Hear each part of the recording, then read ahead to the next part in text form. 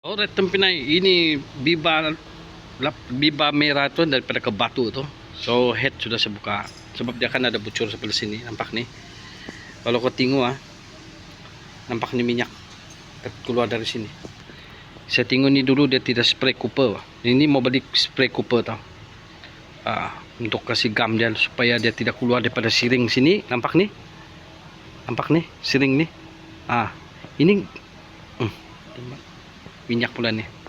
Tiada spray cooper tu lah penting sangat lah. Penting lah, mesti mau ada spray cooper lah. Okay. So piston ring cantik, tiada masalah. Cuma ini satu lah, ini kita kena buang lah. Jangan terlalu tebal ni gam ni. Ini boleh menyebabkan panas enjin nih. Okay. Ini kita mau kasih bersih dia nanti. Okay. Kalau nasihat saya kalau kita mau gam, biar kita gam di luar sini.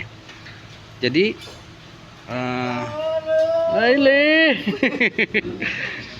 jadi ring tidak perlu kacau lah. Okay. Ring tidak perlu kacau.